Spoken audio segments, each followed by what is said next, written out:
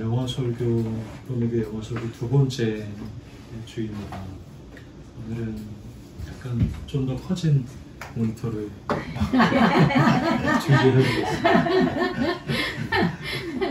이렇게 잘 보이시겠죠? 스파이더맨 2는 2004년 영화입니다. 혹시 보시고 오신 분이 계실까요? 옛날에 네.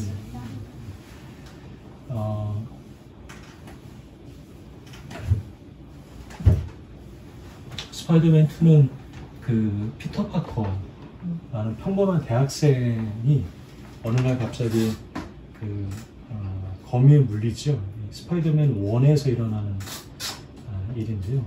그래서 평범한 대학생이면서 히어로의 신분을 오고 가면서 일어나는 그런 일들을 담고 있습니다. 그런데 이 스파이더맨 2의 전체적인 이야기의 맥락은 뭐냐면 이 피터 파커가 사랑하는 메리 제인이라는, 줄여서 MJ라고 하는데, 메리 제인이 있는데 메리 제인에게 본인이 그러니까 자꾸 이렇게 어긋나요. 스파이더맨 역할도 해야 되고 뭐 이렇게. 근데 본인의 정체를 말할 수가 없습니다. 왜냐하면 본인의 정체를 말하게 되면 항상 그 히어로 주변에는 히어로 때문에 또 주변의 피해를 또 볼 수 있는 여지가 있기 때문에 그들의 안타까운 로맨스가 막 펼쳐지게 됩니다. 또 이 피터의 친구인 헬이라는 친구도 등장하는데 아버지가 1편에 죽게 돼요. 그래서 근데 그 스파이더맨에게 아버지가 죽게 되고 복수심을 막 키우고 있습니다. 근데 그 스파이더맨이 자기랑 절친인 피터 파커인지는 모르죠.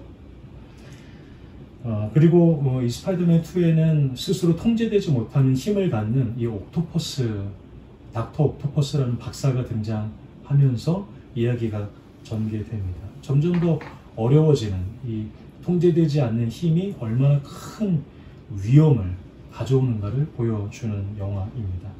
한번 우리 첫 번째 영화 클립을 함께 보도록 하시겠습니다.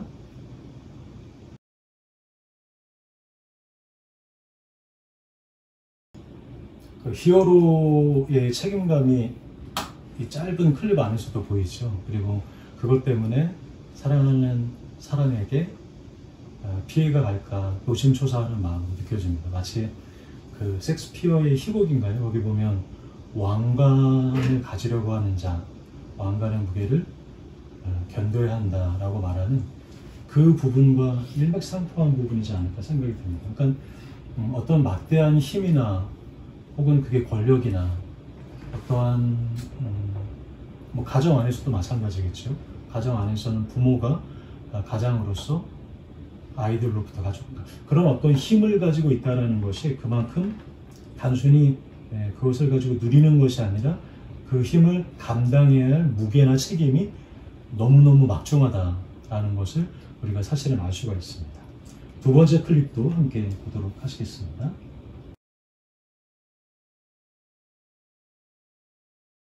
오토 옥타비우스 박사라는 박사가 등장하는데요.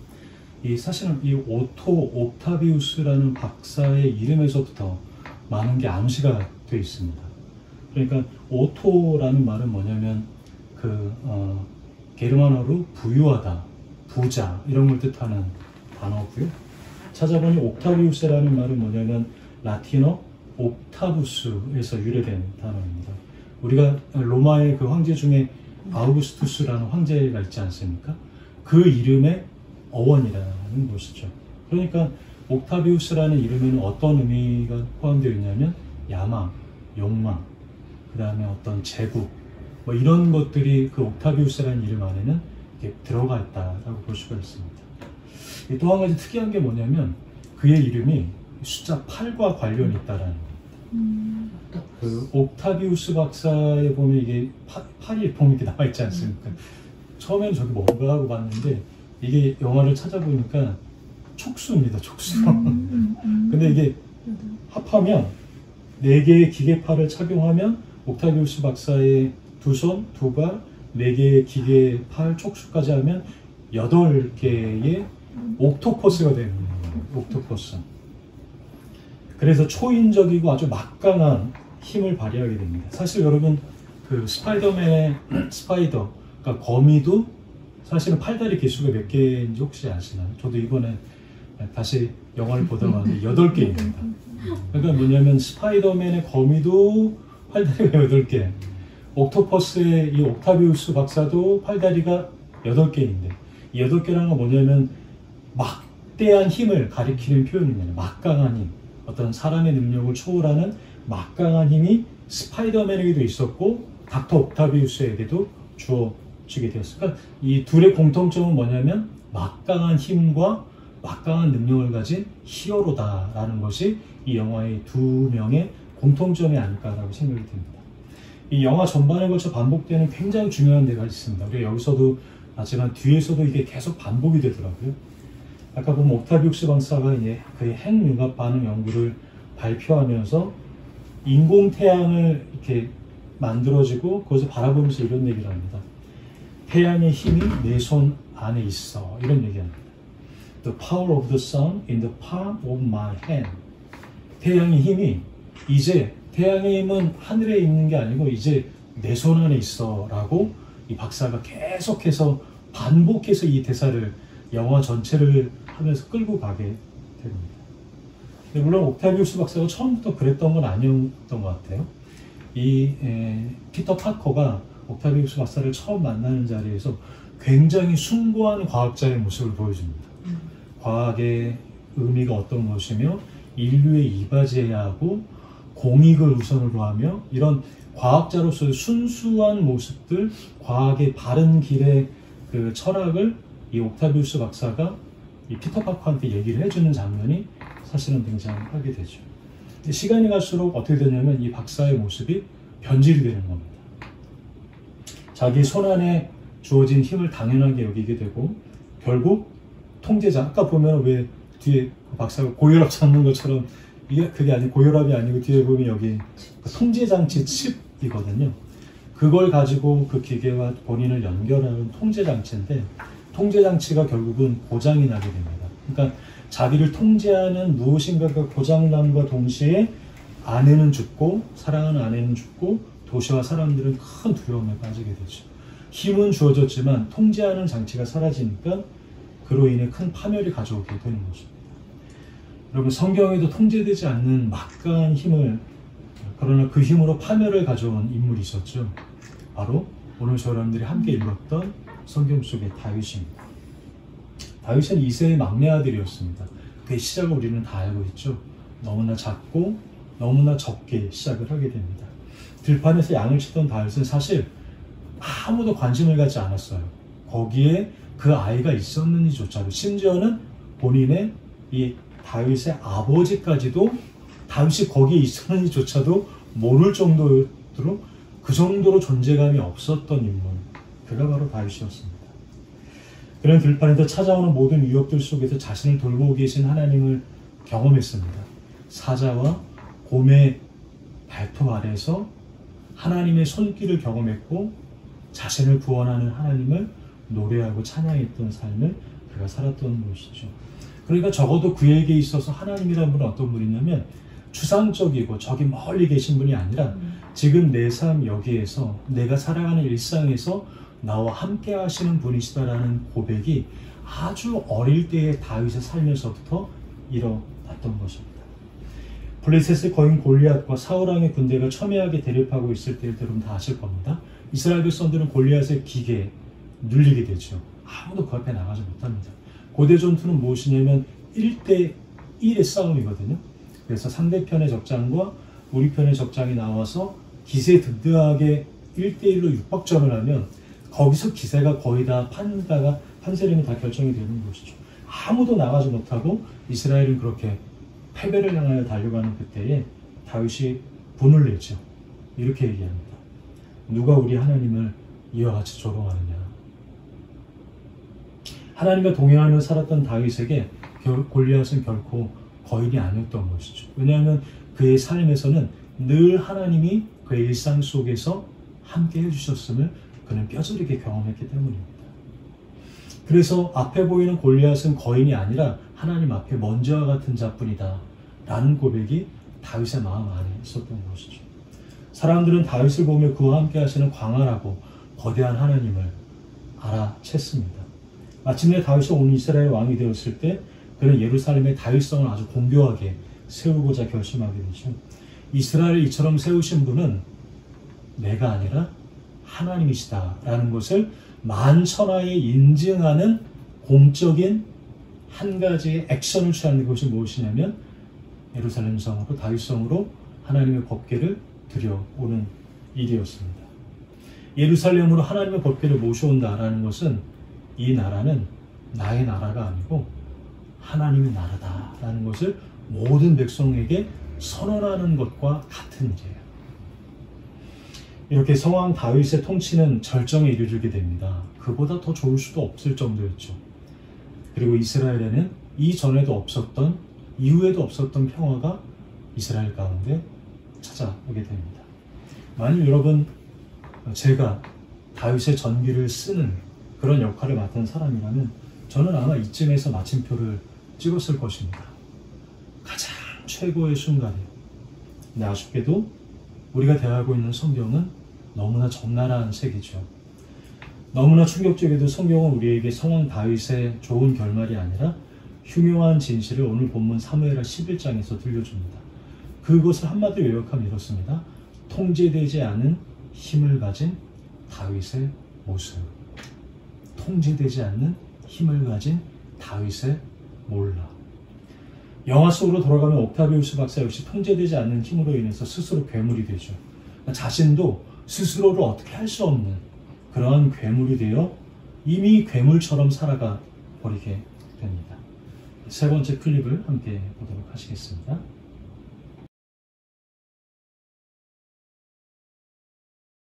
내 손 안에 있는 이 태양의 힘 아무도 막지 못해. 아무도. nothing 이렇게 얘기를 하게 되죠. 이미 그는 폭주하는 기관차처럼 자기 안에 주어진 막강한 힘을 통제할 능력을 다 잃어버린 것입니다. 오늘 본문에도 아무도 막지 못했던 다윗의 모습이 그대로 등장합니다. 본대 왕이었죠. 군대 수장이었던 다윗은 전쟁 가운데 고대 왕이라면 당연히 그 전쟁의 한 복판에 앞서서 나가야 되는 책임감이 왕에게 있었습니다. 그런데 지금 다윗은 그러지 않았고 국가의 전쟁 가운데도 나가지 않았던 상황입니다. 그럼에도 불구하고 그의 군대는 굉장히 강성했습니다. 왕이 없어도 너끈히 모든 전쟁을 승리할 만큼, 그리고 부하들은 출전만 하면 승전보를 거둬오는 굉장히 막강한 군대였습니다. 그러니까 다윗은 전장에 나가지 않고 왕궁 침상을 거닐다가 우리아의 아내 밧세바를 보고 그와 동침하게 됩니다. 오늘날의 표현으로 적나라하게 말하면 왕이라는 이 막강한 힘에 의해서 저질러진 위계에 의한 성폭력이라고 말할 수 있죠. 근데 이 이야기는 단순히 여기서만 이렇게 끝나지 않습니다. 이보다 더 한 걸음 나아가죠. 우리가 그 이야기를 너무 잘 압니다. 밧세바가 다윗의 성폭력에 의해서 임신하자 자신의 범죄를 가리기 위해서 전장에 나가 있는 우리아를 왕궁으로 불러들이게 됩니다. 그리고 우리아를 집으로 보내서 밧세바와 동침하도록 하게 하죠. 아이가 태어난다고 해도 자신의 보명을 가릴 만한 너무나 자연스러운 부부 사이의 임신으로 보이고자 함이었죠. 참 대단한 계획이고 대단한 계획이라고 할 수 있습니다. 이런 계획이라고 할지라도 다윗은 이 말도 안 되는 계획을 실행할 수 있는 힘이 있었습니다. 그는 왕이었거든요. 밧세바의 남편이 우리아는 영문도 모르고 소환되어서 전쟁 중에 집으로 다시 돌아오게 됩니다. 근데 우리아가 예상치 못한 행동을 하게 됩니다. 집으로 돌아가지 않습니다. 다윗이 품은 계획에 굉장히 큰 차질이 발생하게 된 겁니다. 그래서 다윗이 아연실색하면서 이렇게 묻습니다. 아니, 어찌하여 집에 돌아가지 않느냐? 이렇게 묻습니다. 이에 우리아가 이처럼 대답하죠. 본문 11절입니다. 제가 읽어드립니다. 우리아가 다윗에게 대답하였다. 언약궤와 이스라엘 유다가 모두 장막을 치고 지내며 저희 상관이신 요압 장군과 임금님의 모든 신하가 벌판에서 진을 치고 있습니다. 그런데 어찌 저만 홀로 집으로 돌아가서 먹고 마시고 나의 아내와 잠자리를 같이 할 수가 있겠습니까? 임금님이 확실히 살아계심과 또 임금님의 생명을 걸고 맹세합니다. 그런 일은 제가 하지 않겠습니다. 사실 여러분, 이 우리아의 이러한 충직한 이러한 말과 이러한 모습은 어떤 면에서 보면 다윗에게는 자신의 모습을 한번 돌아볼 수 있는 마지막 기회였을지도 모릅니다. 아, 내가 이런 우리아 앞에서 이런 일을 행했구나 하면서 하나님의 사람이라면 다시 회개의 자리로 나아갈 수 있는 열쇠가 되는 포인트였던 것이죠. 그의 말에 의한 것처럼 법궤를 비롯해 모든 이스라엘 사람들은 출전했지만 다윗은 그런 데에는 전혀 관심이 없었습니다. 어디에만 관심이 있었냐면 그저 자기의 죄를 무마하고 덮고자 하는 마음밖에 다윗에게는 없었습니다. 결국 그를 죽이고자 범죄의 끝까지, 마치 이 옥토퍼스 박사가 이렇게 얘기하죠. 끝까지 멈추지 않는 게 바로 그것이 악이야, 죄야. 어쩜 그와 똑같은 마음으로 다윗은 끝까지 멈추지 않고 범죄의 끝까지 광기 어린 폭주를 합니다. 다윗은 우리아를 맹렬한 싸움에 의도적으로 죽게 하고자 살인 명령을 그 우리아의 충직한 우리아의 손에 줘서 그것으로 전장에 보냅니다. 우리아는 어떻게 되냐면 그렇게 결국 전장의 이슬로 다윗에 의해 살해당하게 됩니다. 여기까지가 오늘 본문이 말하는 이야기의 전부입니다. 이렇게 하고 이야기는 끝납니다. 여러분, 본문이 왜 이 다윗의 이야기를 기록했을까요? 왜 여기까지 우리가 읽은 본문은 이야기를 기록했을까라는 부분입니다. 너무나 분명한 이야기입니다. 다윗에 대한 이야기죠. 거룩한 왕이다라고 칭함을 받고 너희들이 거룩한 이스라엘의 왕이다라고 칭찬하는 저 다윗 왕이 어리석은 자가 되어버렸다. 너희들이 성왕이라고 말하고 있는 그 다윗은 악인이 되어버렸다. 너희들이 거룩한 왕이라고 말하는 그 다윗은 자신에게 주어진 그 막강한 힘을 오용하고 남용하였다. 바로 이것이 오늘 우리가 읽은 본문이 우리에게 주는 메시지인 것입니다. 네 번째 클립을 함께 보도록 하겠습니다.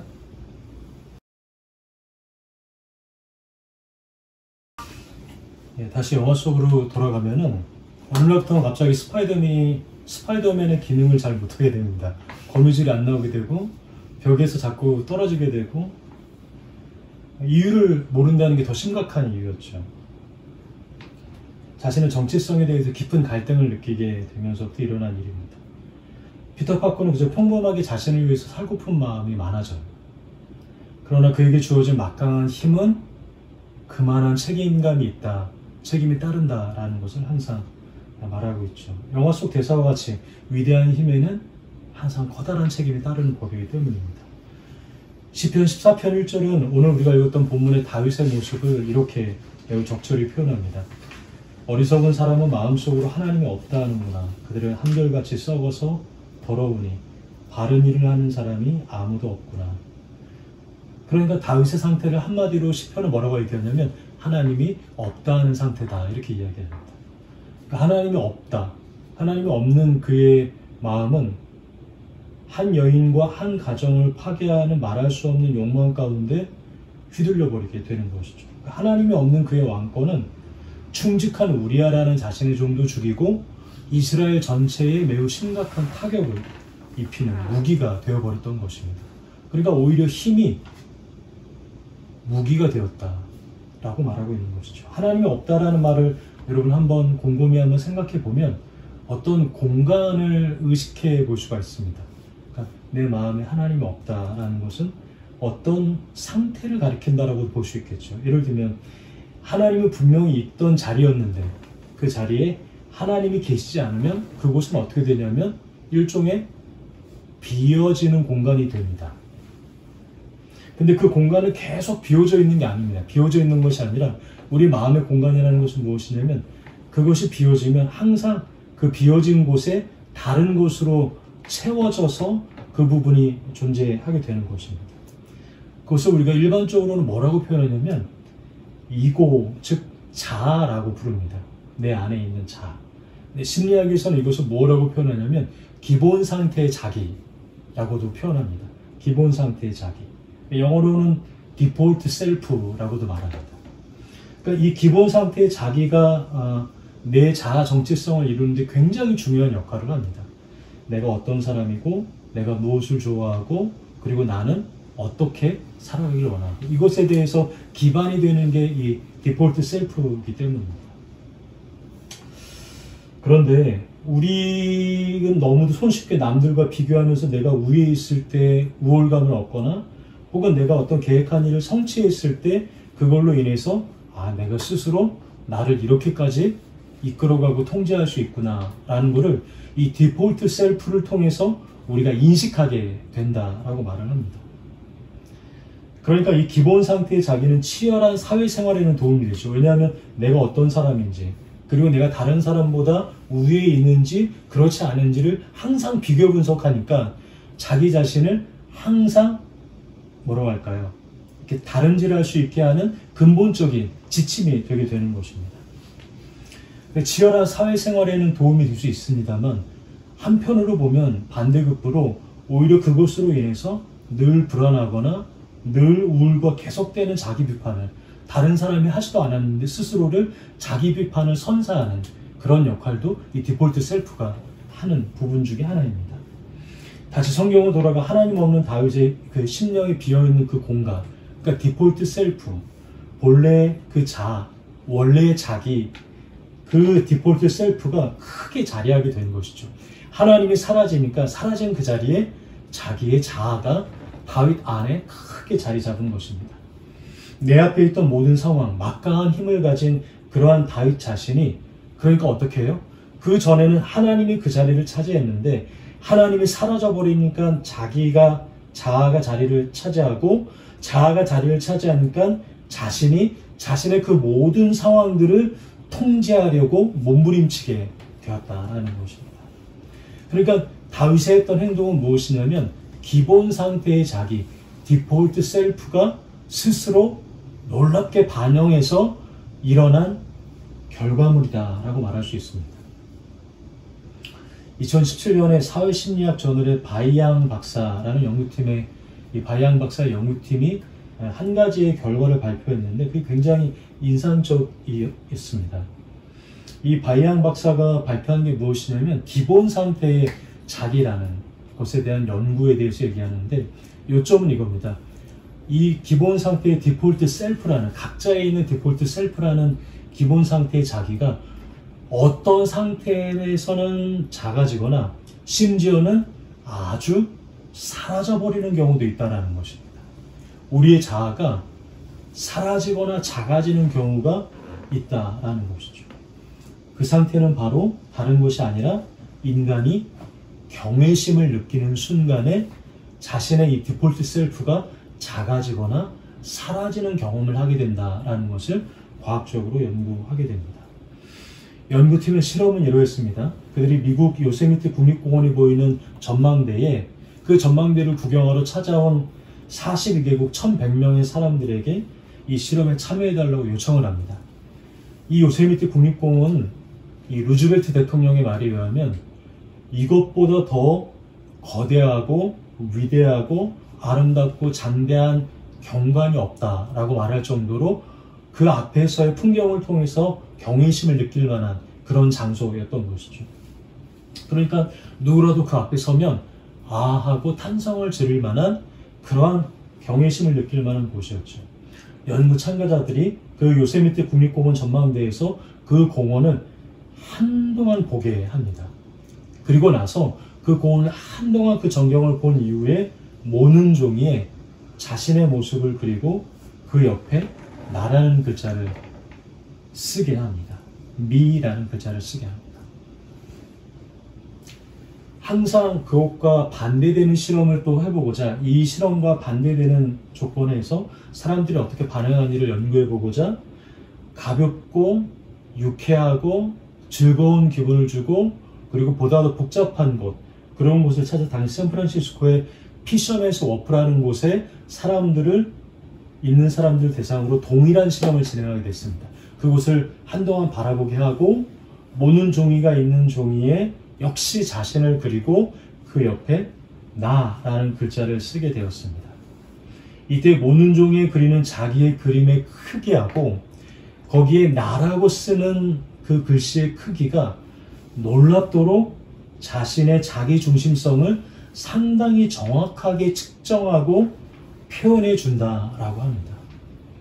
이 두 공간의 실험 참가자들이 무작위로 선정한 두 사람의 그림을 비교해 보니 여러분 어땠는지 아십니까? 그 그림을 한번 보도록 해보겠습니다. 왼편에 샌프란시스코 피셔맨스 워프, 오른쪽에 요세미티 국립공원.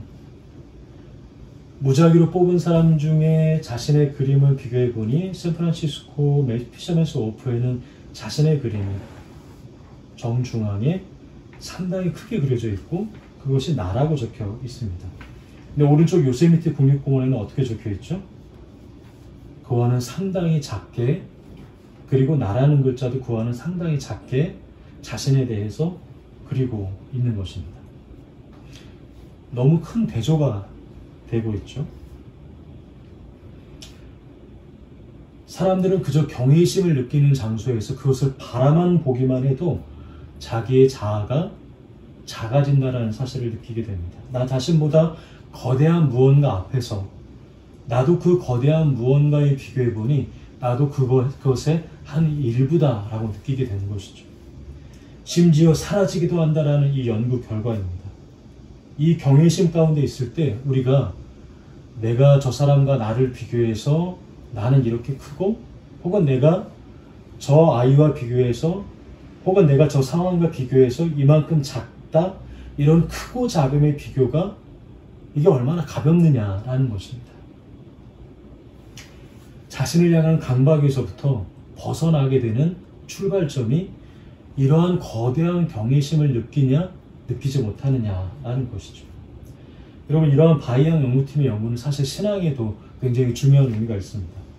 예수님이 이렇게 말씀하시죠. 자기를 부인하고 나를 따르라, 이렇게 말씀하시는데, 여기서 이 자기를 부인할 때 부인해야 되는 자기가 무엇이냐면 아까 말씀드렸던 디폴트 셀프라는 것입니다. 여러분, 그렇습니다. 비교와 독립과 통제로 스스로의 삶을 평가하고자 했던 이 자신의 디폴트 셀프를 예수님께서는 부인하고 예수님의 길을 따르는 믿음의 길을 걸으라라고 말씀을 하시는 것이죠. 보통 신앙인들은 자기를 부인하거나 보통 하나님 앞에서 회개할 때 익숙한 방법으로 그렇게 기도하지 않습니까? 뭐라고 기도하시나요? 보통 이렇게 합니다.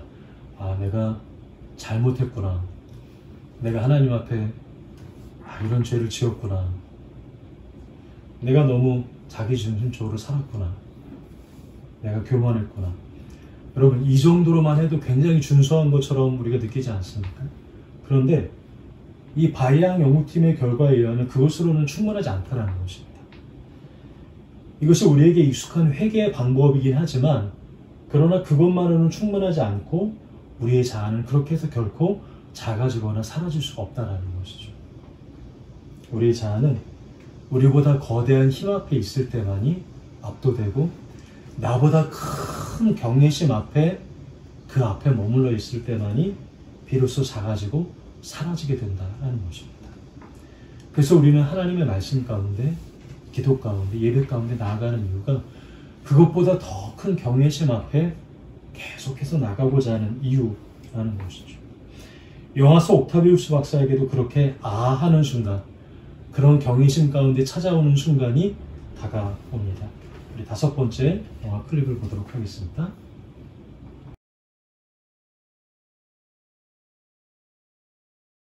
괴물이 되어버린 이 옥토퍼스 박사에게 스파이더맨이 이야기를 합니다. 과학이 어떤 것인지를 말하게 되죠. 누군가의 말을 통해서 옥타비우스 박사가 경외심이라는 순간을 경험하는 순간이라고 할 수 있습니다. 거대하고 광활한 요세미티 국립공원 앞에 서게 된 것처럼 스파이더맨의 말을 통해서 그는 비로소 자신의 자아가 작아지고 이렇게 얘기하죠. 괴물로 죽고 싶진 않아. 이렇게 얘기를 하면서 결국은 인공태양과 함께 사라지게 됩니다. 영화서 옥타비우스 박사와 내 욕망을 위해 폭력과 계략을 행하며 내 삶을 통제하려는 다윗의 모습, 많이 공통되는 모습이 있지 않습니까? 여러분, 이 다윗의 모습, 옥타비우스 박사의 모습은 사실 그들만의 모습이라고 단정 지을 수는 없습니다. 하나님이 없다는 상태, 그래서 빈 공간을 여전히 내 기본 자아로 가득 채우고자 하는 마음, 그런 마음은 여전히 우리들에게도 있기 때문인 것이죠. 나 역시 하나님 없이 살아가는 모습은 직분이 어떠하든 신앙 경험이 어떠하든 여전히 옥타비우스 박사와 같이 다윗과 같이 살아갈 수 있는 여지가 너무나 많기 때문인 것입니다. 마지막 영화 묵상 함께 나누고 마치도록 하겠습니다.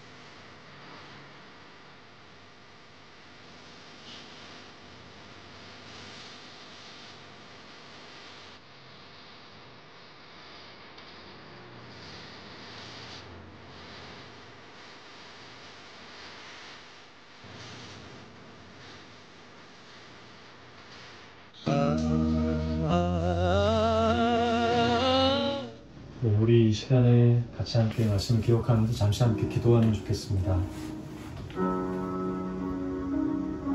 오늘 영화 묵상을 통해서 하나님이 내게 주신 말씀들을 다시금 되새기고, 하나님 내 안에도 신앙이 주님의 경이로움 앞에 서는 이름을 기억하게 도와주시옵소서.